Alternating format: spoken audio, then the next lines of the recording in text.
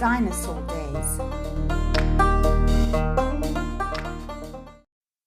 As it was summertime, the sun rose very early, and all three children awoke at the crack of dawn. At the same time, Chicky was shaking the sleep from his wattles and getting into gear for first crow. Yarp, yarp, yarp! The children heard the terrible screeching long before they reached the barn. Sam dragged open the heavy wooden door and they raced in, accompanied by an excited Phoebe. The incubator was shut, but the blankets dangled out of it, partially caught under the lid. There was no sign of Sunny. "Oh no, she's escaped," Sam gasped. "Thunny, Thunny, Thunny," Maylee called, frantically running between the straw bales. "Yarp, yarp, yarp," came a strident answering cry from somewhere under the hay. Maylee threw herself on the ground and wriggled her small body between the bales. She came out, dusty and covered in straw, but triumphant. In her hands was Sunny.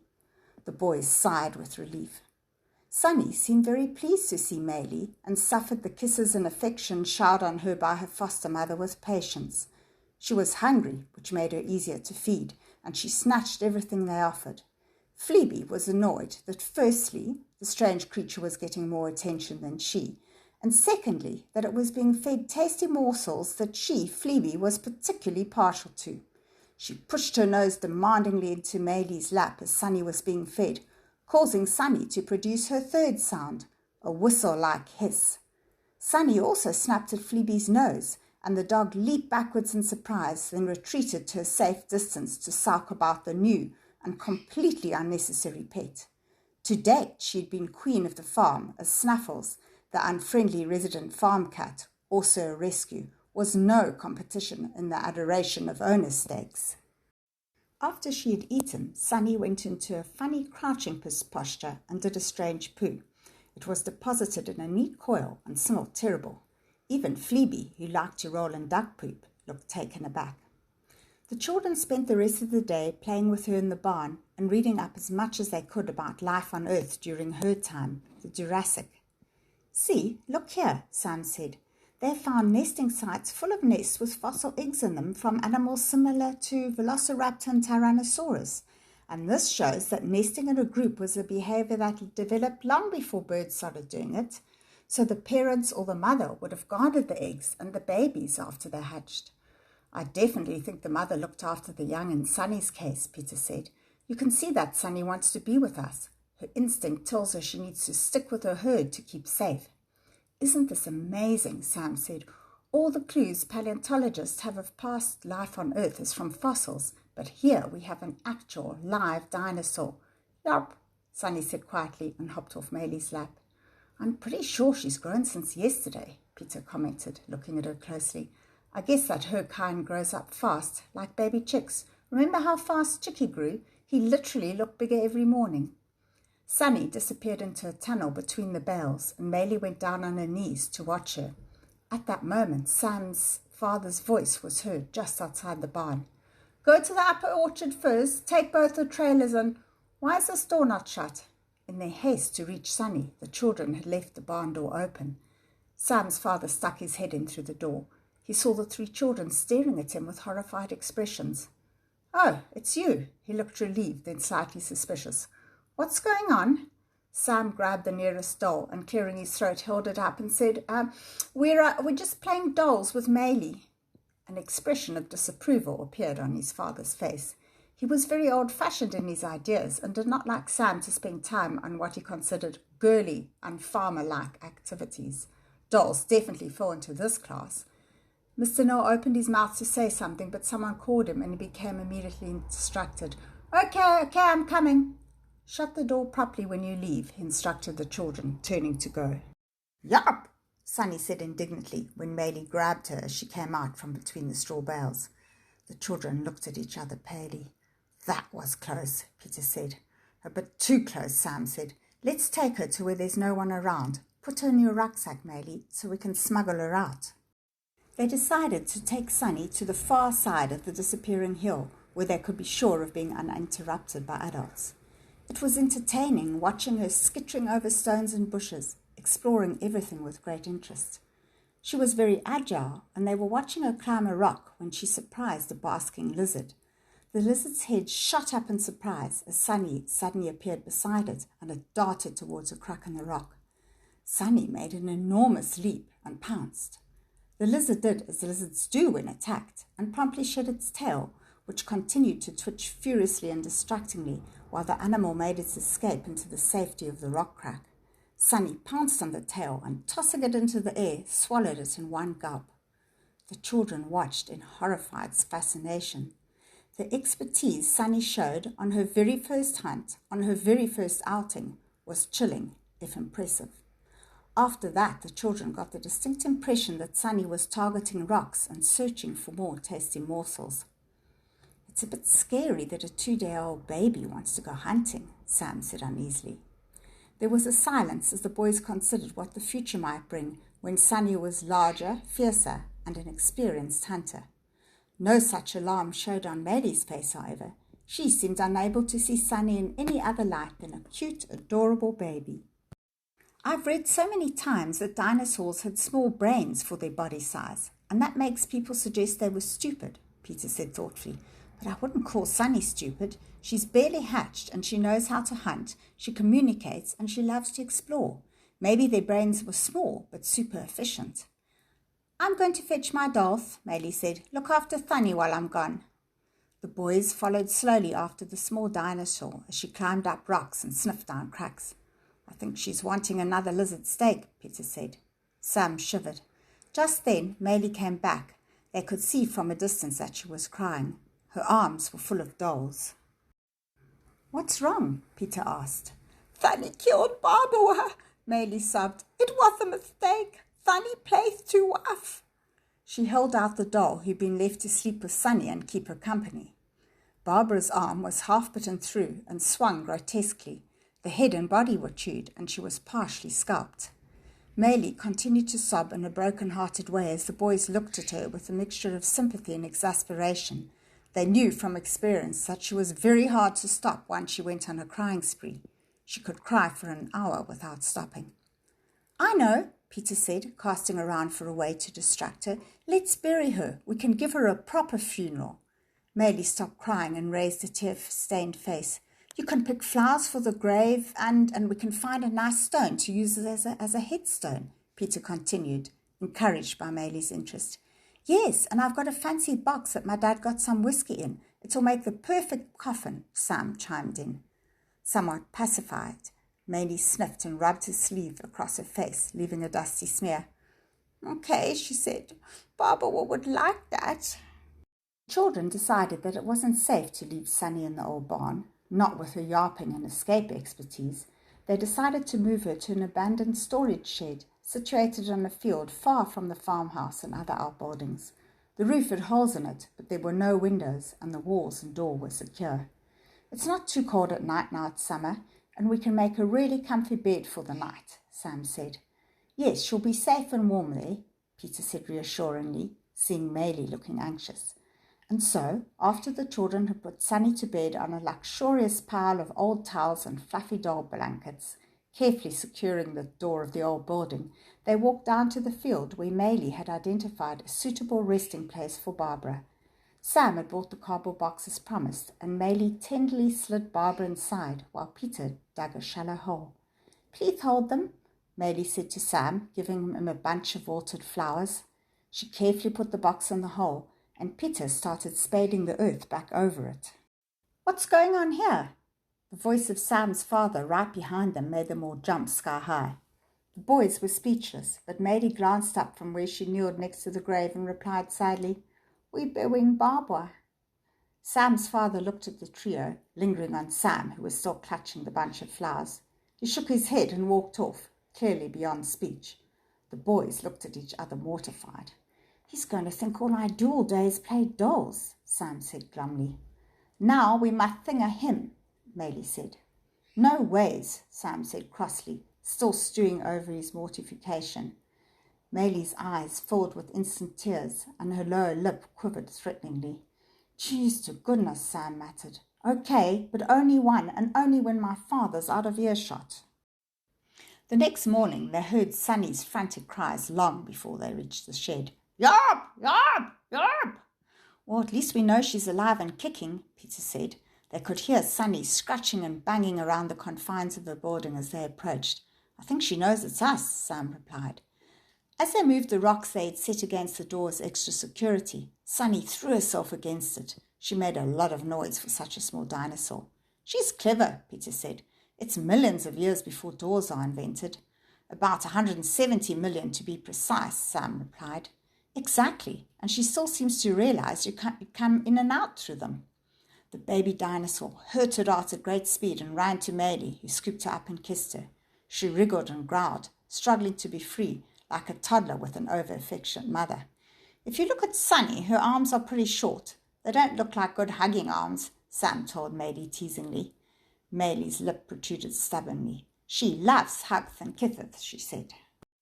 "It's a sunny, sunny day, and if Maylee has her way, it's a dino hugging day," Sam sung cheerily. Making up rhyming songs was a game they often played. "Maylee'll kiss her and hug her in love's smother, because after all she is the mother," Peter sang with some poetic license. Maylee giggled and put Sunny down, and the small dinosaur raced off to look for lizards on a nearby rocky outcrop. "It doesn't have to be a sunny day, she'll hunt anyway. She'll hunt a frog in a bog, a lizard in a blizzard, a croc on a rock, a Great Dane in the rain, a toad in the road, an uncle in the jungle, and something with feathers, whatever the weather." Sam stopped abruptly as he ran out of ideas. Peter laughed, but said, "I'm afraid that's too true. We may have a problem here." The next couple of weeks whizzed by. Every day they met up early in the morning and took Sunny for long walks in the bush, only going home for meals. Sunny explored her environment, sniffing loudly and hunting anything that moved. She was incredibly adventurous, although the shadow of a bird flying overhead would send her scuttling into Maylee's arms. She and Phoebe began to play. They would dash through the rocks and bushes, Sunny chasing Phoebe, who loved a good game of catch-catch. It was hilarious to see two such different creatures playing together, but the children learned to intervene and stop the game the minute that Sunny started hissing at Phoebe and pouncing on her. That was the signal that the game was going up a notch and was getting dangerous. There was a fine line between a playful, funny Sunny and a biting, rather frightening Sunny. Sunny tried to play with the children too, but they were very wary of getting bitten by her needle-sharp teeth. In the end, they used an old rope on a tennis ball. It had been given to Phoebe as a Christmas present, but Phoebe had never taken to it.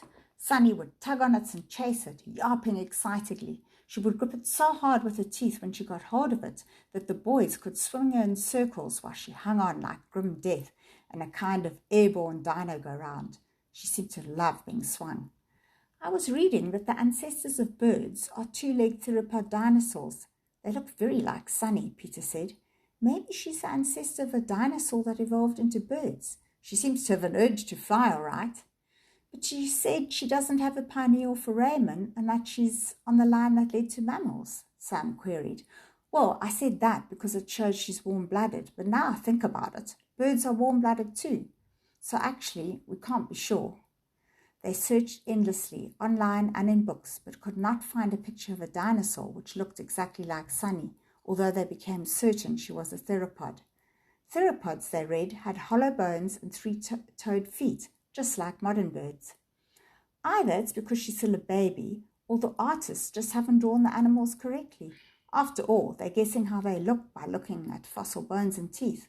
Or maybe no fossils of Sunny's kind have ever been discovered, Peter said. "So Sunny's a no-name, Brad," Sam said. "No, these are Thanithoras," Maylee said, and they all laughed. On their very first day out with Sunny, Sam had tried to take photographs, but to their amazement, they discovered this was not possible. They would take a picture of Sunny on a rock or Sunny eating an egg, but when they looked at the photo, Sunny did not appear in it at all. "The stone obviously doesn't want us to photograph her," Sam said after they'd made several mystifying attempts. "We'll have to draw her. You try, Peter. You're the best artist." "Okay," Peter said. "I'll try, but I do wish we could take photos." "Yes, it does seem like there are rules about what we can and can't do with this time travel," Sam said thoughtfully. "Only problem is we have no clue what." The The days passed, and the baby dinosaur grew at an amazing rate. She doubled in size each week. Her physical appearance began to change, and she became less yellow as her skin grew darker, browner, and slightly mottled, a bit like she was wearing camouflage. Her appetite grew exponentially, and getting enough meat for her without anyone noticing started becoming a problem. Sam had to resort to stealing meat from the deep freeze and lived in fear of his mother noticing the diminishing packets. He couldn't go shopping with his birthday money, as his mother would surely ask why he was buying mints. Poor Sunny had to eat an awful lot of chicken eggs, as these were easy to obtain and could be collected daily from the two families' hens. She ate whatever they put in front of her and was always on the hunt when they took her for walks, even straight after breakfast.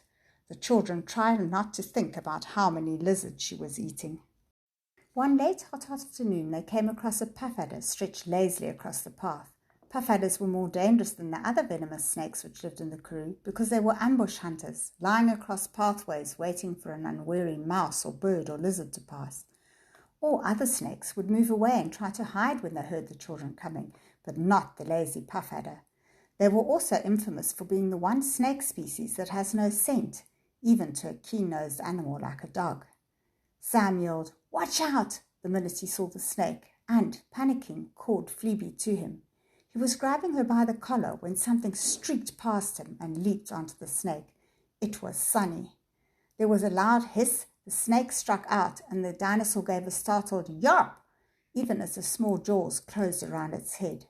The snake thrashed wildly, but Sunny held on fast, then, suddenly releasing it, began to bite it all over. After a short space of time it stopped thrashing, and Sunny started to gnaw at it enthusiastically. It was not a pretty sight, and the children turned away, rather horrified. "She yarped," Sam said. "Do you think it bit her?" "Well, if it did, there's nothing we can do for her but leave her to enjoy her last lunch," Peter said, watching the happily feasting dinosaur closely. "We can't exactly take her to the vet. I wouldn't worry, though. She looks perfectly fine to me. The snake probably didn't have time to inject venom." "It's a bit worrying how she immediately identifies things she's never seen as food." "Yes, and that is going to become a problem the minute she is anywhere but in the bush," Peter said thoughtfully. "I don't know how much bigger she's going to become, but if she's even double the size she is in now, which could be the case in 3 or 4 weeks, she would be able to hunt chickens, dogs, cats, even goats and sheep. She's so fierce." "Yes, I'm beginning to think that she's going to be impossible to keep long term unless we are prepared for her to live in a cage," Sam said sadly. "What are we going to do?" The boys looked back at Sunny, who was using her short, stumpy arms to push Snake into her mouth. The poor reptile hung from it like an oversized piece of spaghetti. "And what about Maylee?" Peter said. "She's crazy about Sunny." The boys turned to look at Maylee, who had distanced herself from the bloody behavior of a baby and was sitting some way away, building something with rocks and talking to herself. "We have to do what's best for Sunny," Sam said, "and Maylee will want that." "Yeah," Peter said. He picked up a stone and chucked it from hand to hand.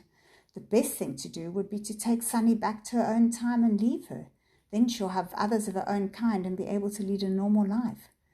"That's a brilliant idea," Sam said. "It never crossed my mind. I don't know why. Of course, we could use a stone to take her back and then just wish ourselves home." Phoebe, who'd been sitting with her head on Sam's leg, got bored and ambled over to see what Sunny was eating. As she got close, the dinosaur gave a loud hiss and, dropping the snake, leaped forward and bit her hard on her foreleg. Phoebe gave a loud yelp and ran back to Sam, limping badly and whimpering. "No, Sunny," Sam said furiously, and ran to pick up and comfort Phoebe. Sunny walked casually back to the snake and carried on eating. She clearly felt no guilt for biting her playmate. "Come, let's take her back to her shed when she's finished the snake," Sam said grimly. "I think that's enough for the day." When they were quite sure Sunny had consumed the last morsel of snake, they called to her and made their way back. They were in much lower spirits than when they'd set out that morning. They all felt bad for Phoebe, who was being carried, and kept looking up at Sam with pitiful brown eyes. Sunny was lured to the back of her room with a small pile of eggs and a sausage that Sam had purloined during breakfast. The children darted out and shut the door, then piled the rock barrier against it. It was the earliest they had ever shut her in. Things were starting to feel like they were getting out of hand. It was all very depressing. When they got to the farm, Pieter and Maylee went off to their house and Sam to his room. He told his mother that something had bitten Phoebe and asked her to take a look and clean up the wound. "Why are you so quiet?" his father asked him at dinner. "Upset by Dolly's funeral?" And he chortled loudly at his own joke. "He's worried about Phoebe," Sam's mother said, annoyed. She'd heard from her husband about the doll burial and thought it was very sweet that Sam and Pieter played so kindly with little Maylee. "Yes, something bit her in the bush," Sam said. "She's limping badly." "Oh," his dad looked a bit abashed. He had a soft spot for Phoebe. "Poor dog, I'll leave her some bacon fat." "She'll like that," Sam said, and his father gave him a smile and didn't tease him any more.